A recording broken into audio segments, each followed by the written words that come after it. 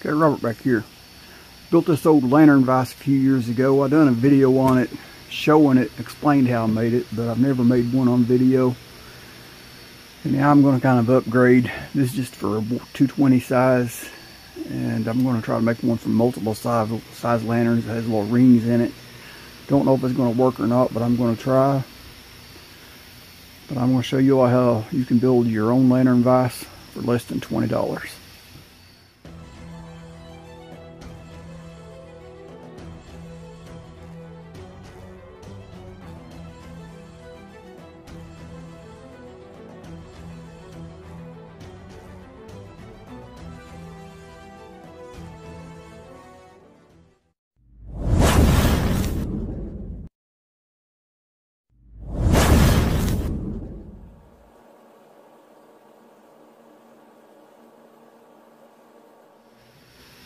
Okay, I've already started this off camera. I've already cut my board to 2 separate pieces, and I've traced out 3 different lantern sizes on there.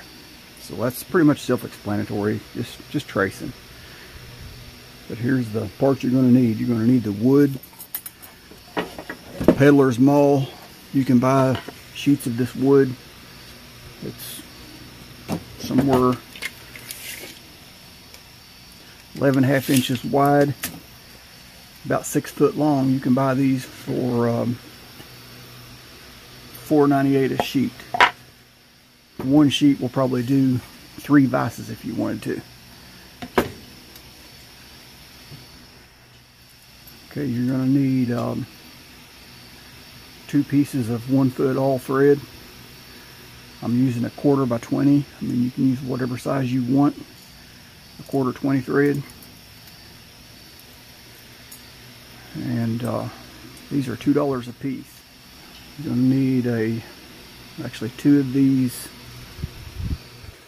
T-post, the 1/4 inch 20 thread again. You're going to need 2 of those, and those are 95 cents a piece, I think. You're going to need a couple of wing nuts, 1/4 inch 20 thread, and I think I paid also 95 cents a piece for these. They were out of zinc coated, so I had to get these black ones. They're a little more expensive, so you can get these cheaper. You may already have some laying around in your shop. So 2 of those.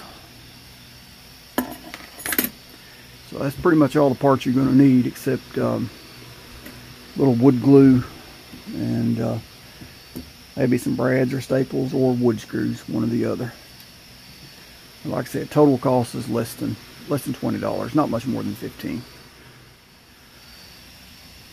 Okay, like I said, I've already traced out everything. I'm drawing a line on my center point, and I'm just going to put this on my chop saw, and I'm going to chop that all the way across.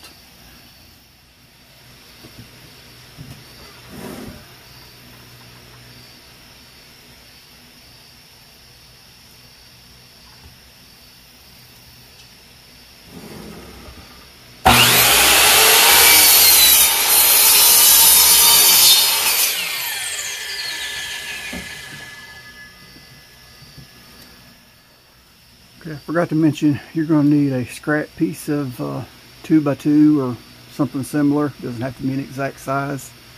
Matter of fact, this isn't even ripped square. I mean, it's a little thinner on one end. But as long as it sits flat against that board is all you need. So, I mean, this is going to clamp down inside your bench vise. So, that'll work.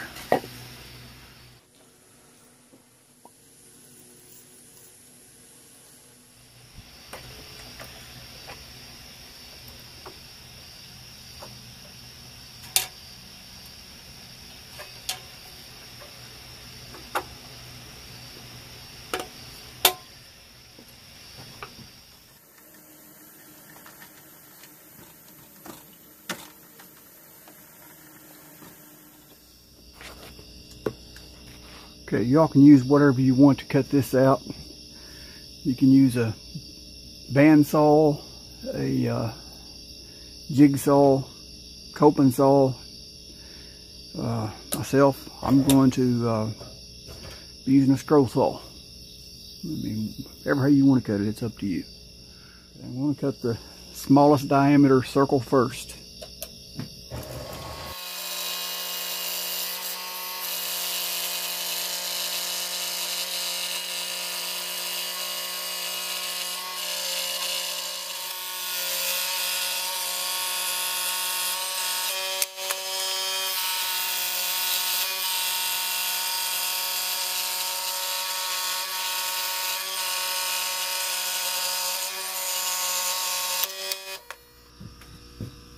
Okay, my cuts are far from perfect, but that's okay, because with a drum sander, you can fix it.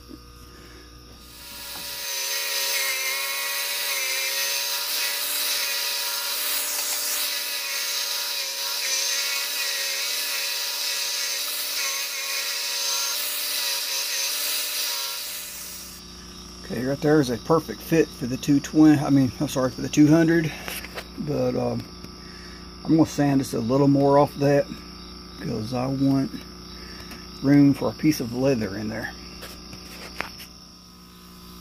Okay, got that a little bit loose there, but that's okay because, like I said, I want to put the leather in it.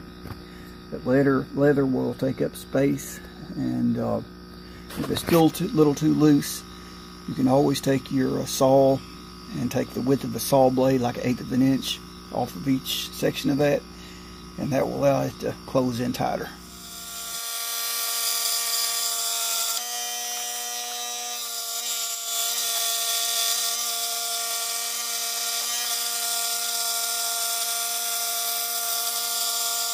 Again, like I said, these cuts don't have to be perfect. There's an old saying, it's not how good of a carpenter you are, it's how well you can cover up your mistakes. So if it's not cut perfect circle, that one don't look too bad. That one's a little off there, but so you can take it over to the drum sander and sand out your mistake. Okay, there's the 220, and it's just a little bit loose, but by the time I get my leather in there, that'll pad it up a little bit, keep it from scratching the paint. And like I said, we can always go back and cut a little off the edge. Okay, the last cut is going to hold the Sears and the Model 275 turd nicely. Okay, now's the fun part. Got to figure out where I'm going to drill my holes. I think I'm going to come 1 inch from each side. Yeah, 1 inch.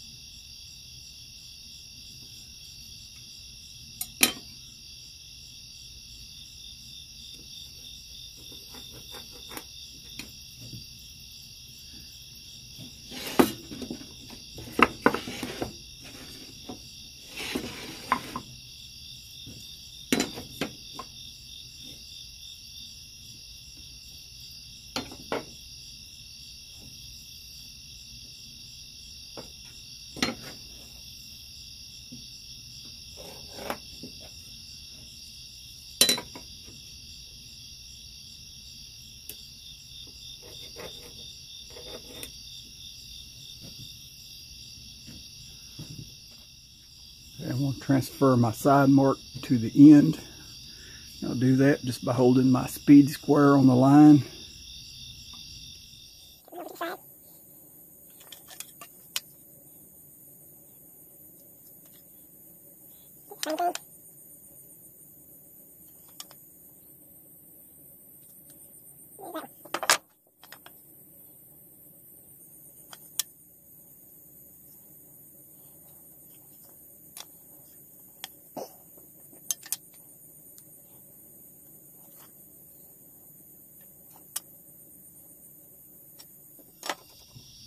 Tell y'all, I'm not a carpenter. I mean, this is the way I'm doing it. If it works for me, it might work for you. I know there's 1,000 different ways to do this, but these layers in this wood are all even. There's 1, 2, 3, 4, 5. So I'm just going to go in the center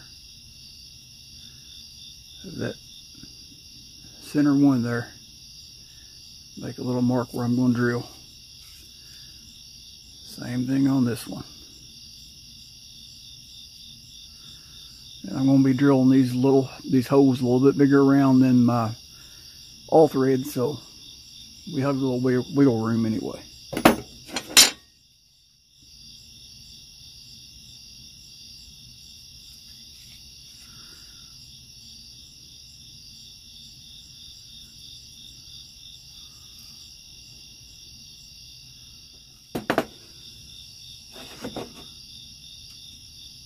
Okay, I know this is wood, but I'm still going to use a center punch to get my pilot hole started.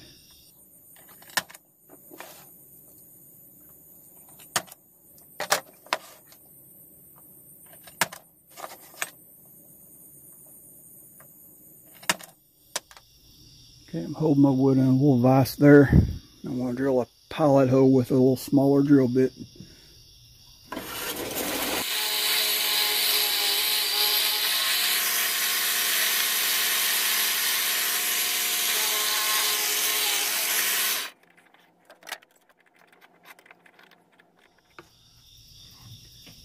Okay, you can only use drill bits so long, so I've got them in there deep enough. I can feed it on through by hand and keep it straight, hopefully. Okay, now I've switched over to a longer 3/8 inch drill bit.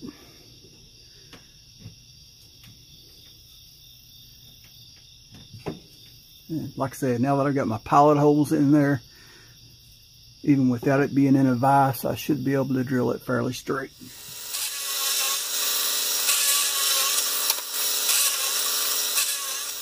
Now I got a piece of 2x2 under there. Raise it up a little bit. Hopefully I can drill down a little deeper.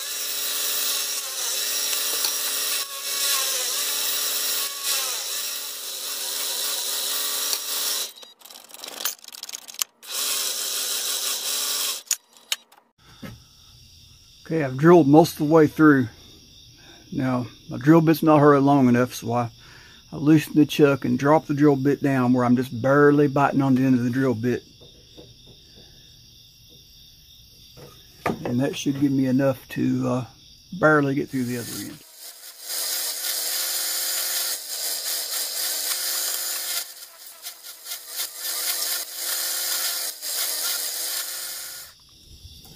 Let's see how we did.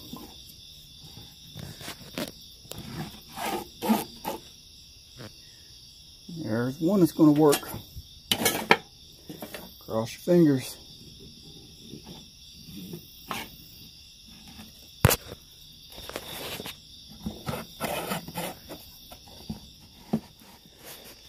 Alright.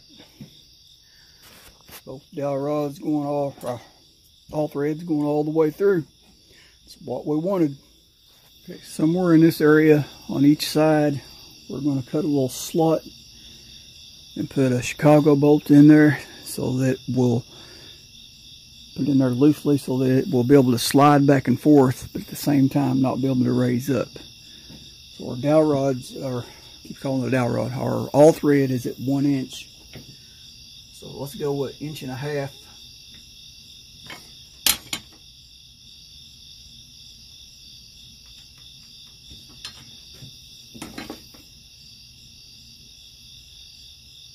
Let's just say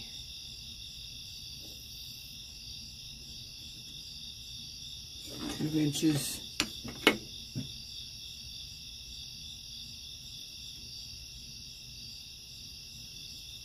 Inches down, we'll make our first hole, and we'll go 2.5 for a second one.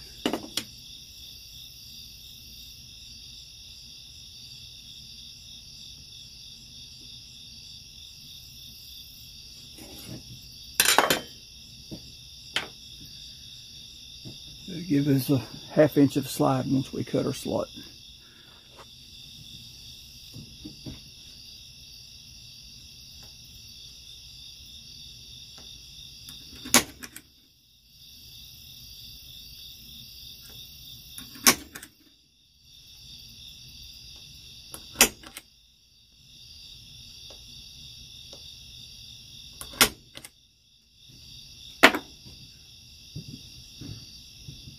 Just for the sake of having to move this camera back and forth to the drill press, I'm just going to drill these by hand.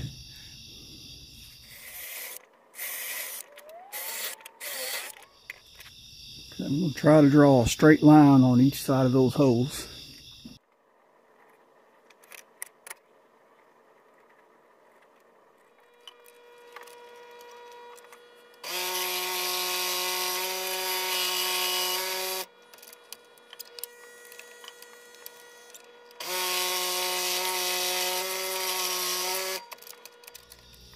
Okay, I got in a hurry. They're not perfect, but they will serve the purpose. Okay, now I got to drill a hole through my bottom board. Okay, at this point, I want to attach my board into the bottom that will go into the vise. It don't have to be perfect, but this is 11 and a right at 11 1/4, so 5 3/4 should be somewhere around my center point.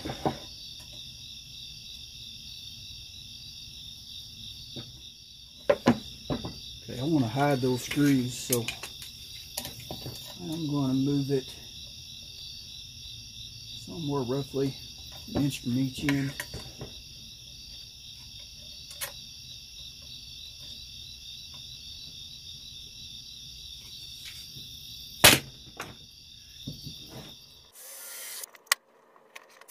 Okay, I want to countersink the screw heads. I don't have a countersink bit handy, so I'm just going to use this 5/16. Okay, I went ahead and drilled one more hole in the middle just for safekeeping.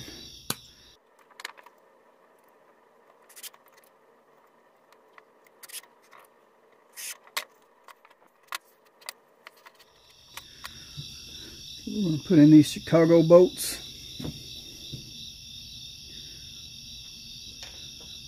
I'm going to put a little bit of Loctite in here. Well, set a little bit and I drowned it. That's about right on camera.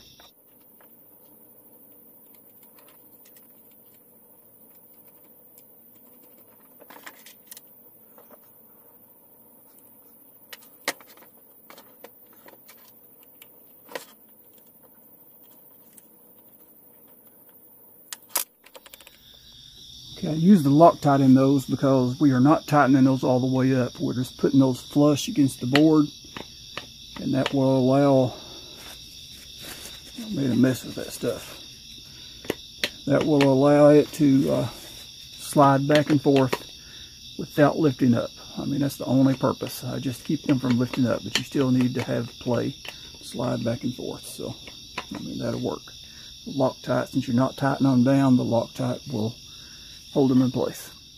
Not sure how the camera's going to pick it up, but I've marked 4 holes, 1.5 inches in, so I'll clear the all thread, and 1 inch from each end piece. And I'm going to pre-drill that. I use these clamps to hold everything flush where I want it while I pre-drill before I put my glue in.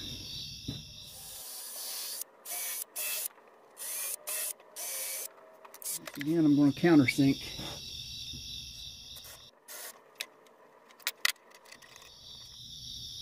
I'm going to take a little sandpaper and rough that up just a little bit.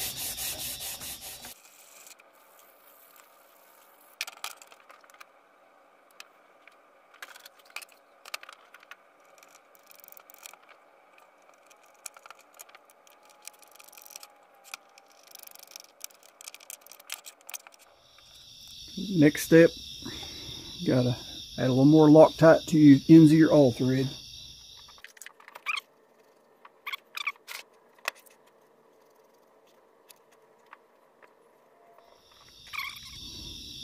Okay, these T-nuts have a couple of holes in them. Got these little brads. They're brass, but that's okay. It's what I've got handy. Use whatever. You can use screws if you want to. You don't even need a hammer. Just taking that punch, just mashing them right down in there.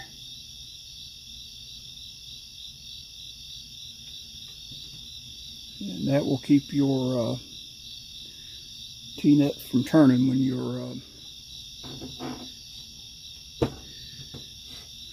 turn your wing nut on the other end.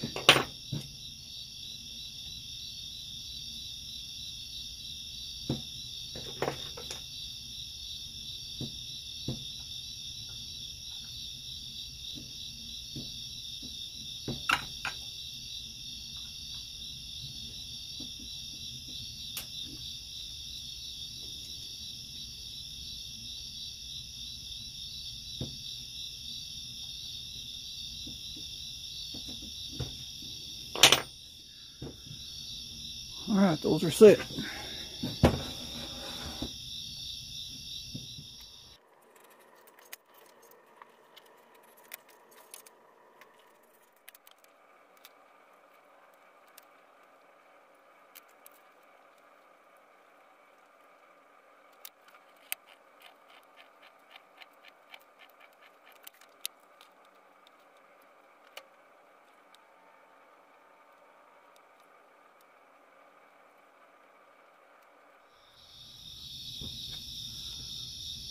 Okay, there's what the spacers are going to look like once I get the leather on them.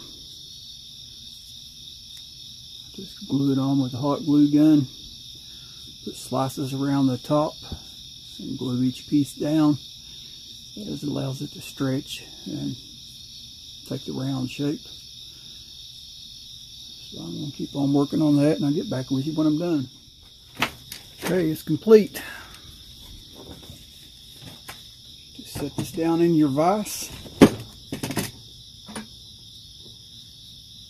Tighten it down. Okay, the vise by itself holds the sears and the 275 securely in place. No problems. Now later on I'm going to go back and add a little piece of leather around that outside of that. Keep from scratching paint, but as of right now I don't have a need to do that because the old sears is pretty rough shape the way it is, so I'm not worried about the paint on it. Anyway, put in our adapters. First set, that's our 220 size.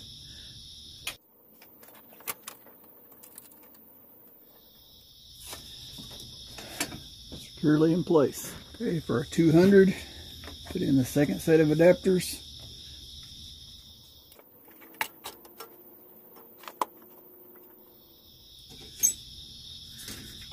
Securely in place. Okay, if y'all like these kind of videos, be sure to like, share, subscribe. God bless.